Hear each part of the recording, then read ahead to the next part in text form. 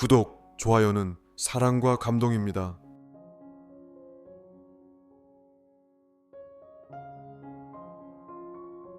제목, 레언던의 신발 한 짝.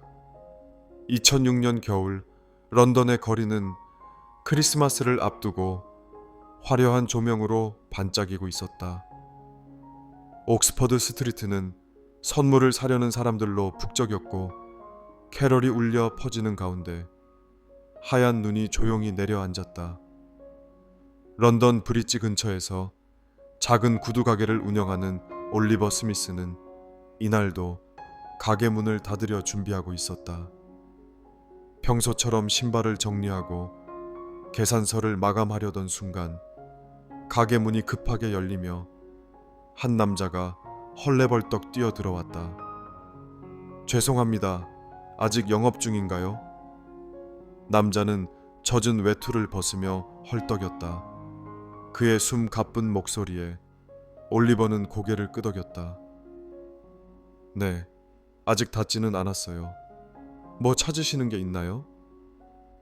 남자는 가방에서 뭔가를 꺼내더니 조심스레 올리버 앞에 내밀었다.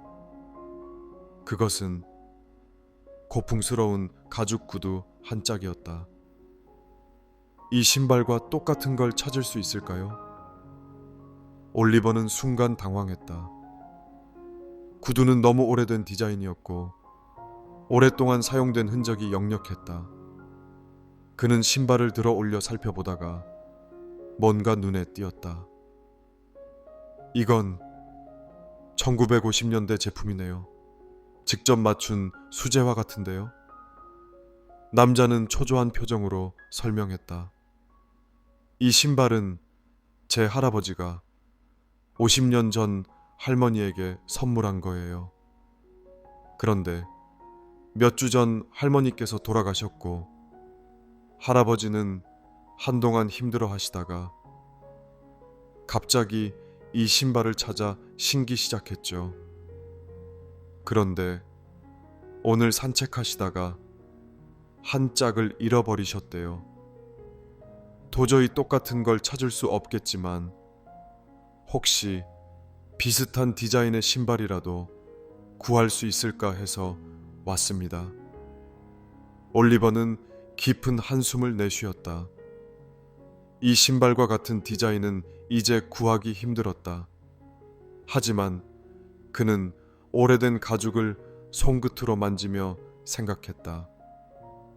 잠시만요. 그는 가게 뒤편으로 가더니 낡은 선반을 뒤지기 시작했다. 그리고 마침내 이거라면 어떨까요? 그가 내민 것은 몇 년 전 맞춤 제작용으로 만들어둔 클래식한 구두였다. 모양과 색깔이 매우 비슷했지만 당연히 한 짝만 있었다. 남자는 그것을 들여다보다가 눈시울을 붉혔다. 이걸 맞춰주실 수 있을까요? 올리버는 미소를 지으며 고개를 끄덕였다. 물론이죠. 시간이 좀 걸리겠지만 할아버지께 꼭 어울리는 한 짝을 만들어 드리겠습니다. 그날 밤 올리버는 오래된 구두 한 짝을 기반으로 새로운 짝을 제작하기 시작했다. 가죽을 깎고 바느질을 하고 손으로 광을 내며 신중하게 만들었다. 몇 주 후 완성된 구두 한 짝을 남자에게 전달했다. 며칠 후 남자는 다시 가게를 찾았다. 할아버지가 이 신발을 보고 우셨습니다. 할머니와의 추억을 다시 신을 수 있게 되어 정말 감사하다고 전해달라고 하셨습니다. 그 말을 들은 올리버는 가슴이 따뜻해지는 것을 느꼈다. 그리고 그날 이후 올리버의 가게 앞에는 작은 문구가 새겨진 팻말이 하나 세워졌다. 우리는 단순히 신발을 만드는 것이 아닙니다. 추억을 되살려 드립니다.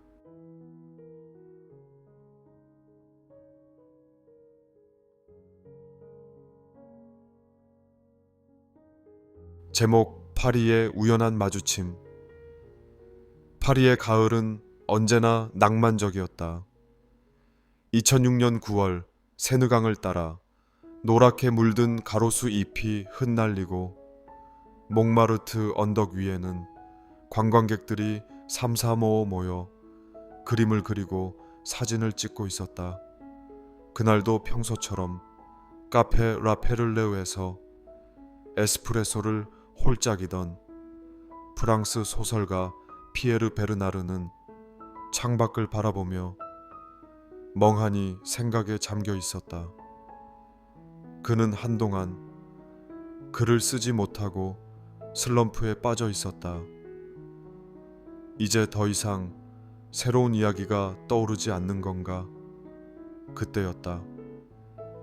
카페 문이 열리면서 한 여자가 들어왔다. 그녀는 깊이 눌러쓴 베레모 아래로 긴 갈색 머리를 흩날리며 주문을 했다. 카페 크렘 한 잔 주세요. 피에르는 문득 그녀에게서 이상한 친숙함을 느꼈다. 낯설지 않은 얼굴. 분명 처음 보는 사람인데 어딘가 익숙한 느낌이 들었다. 여자는 커피를 받아들고 창가 자리에 앉았다. 그리고 가방에서 작은 노트를 꺼내더니 무언가를 쓰기 시작했다. 그녀의 손끝에서 잉크가 종이를 적시는 모습을 보며 피에르는 이상할 정도로 호기심이 생겼다. 한참 동안 고민하던 그는 용기를 내어 그녀에게 다가갔다. 실례합니다. 방금 들어오실 때부터 왠지 낯이 익은 느낌이 드네요.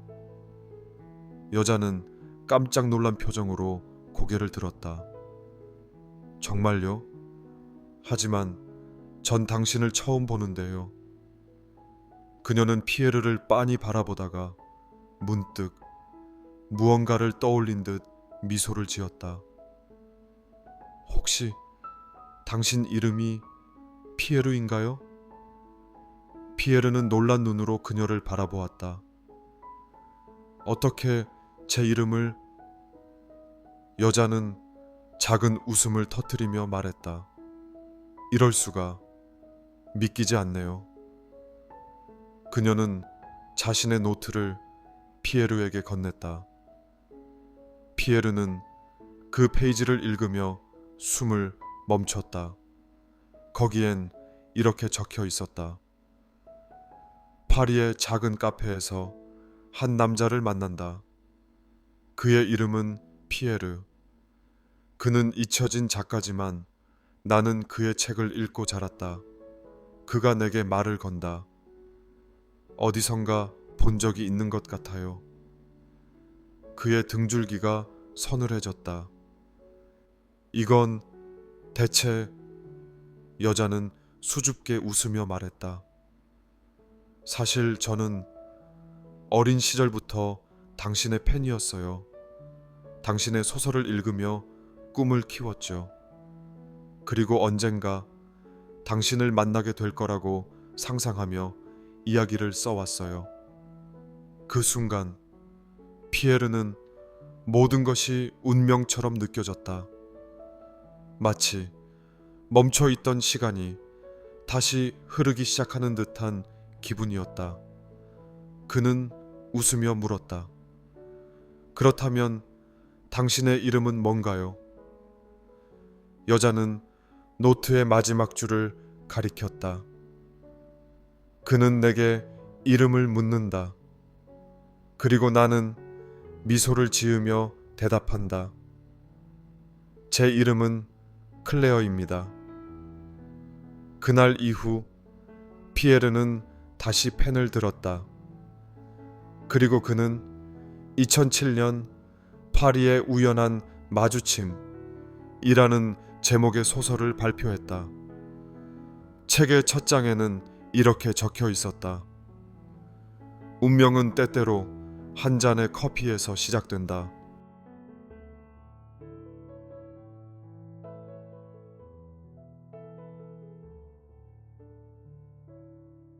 제목 뉴욕의 행운의 동전.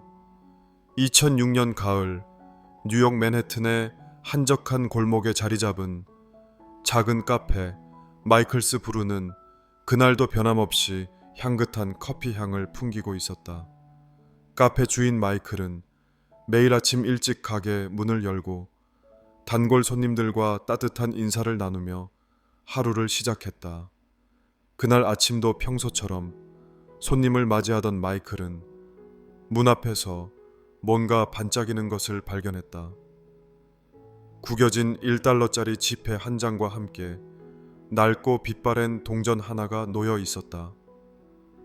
마이클은 그 동전을 집어들고 자세히 살펴보았다. 겉보기에는 평범한 1센트짜리 구리 동전처럼 보였지만 뒷면을 보자 그는 깜짝 놀라고 말았다. 이건 1943년 동전이잖아. 미국의 1센트 동전은 보통 구리로 만들어지지만 1943년에만 유일하게 전쟁으로 인해 강철로 주조되었다.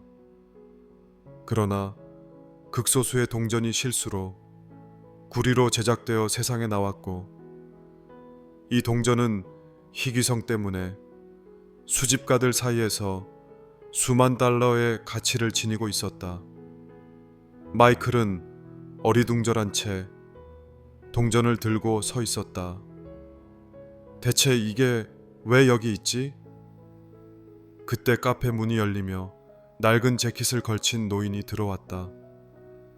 노인의 얼굴은 수년간의 삶이 새겨진 듯 주름이 깊었고 손에는 작은 종이 봉투 하나가 들려 있었다. 커피 한 잔 블랙으로 부탁하오. 마이클은 여느 때처럼 커피를 내려주면서도 노인을 유심히 살펴보았다. 그리고 조심스레 물었다. 혹시 방금 이 동전을 떨어뜨리셨나요? 노인은 고개를 갸우뚱하며 동전을 살펴보더니 빙그레 웃었다. 아, 그건 내 행운의 동전이요. 하지만 이제 내게는 더 이상 필요 없을 것 같소. 무슨 말씀이세요? 노인은 커피를 한 모금 마시며 천천히 이야기를 꺼냈다. 그는 한때 성공한 사업가였으나 몇 년 전 파산하고 모든 것을 잃었다고 했다. 이후 그는 노숙자로 떠돌며 살아가다가 최근에는 뉴욕 거리에서 작은 일을 하며 근근히 연명하고 있었다. 하지만 그에겐 어릴 적부터 간직해온 행운의 동전이 있었다.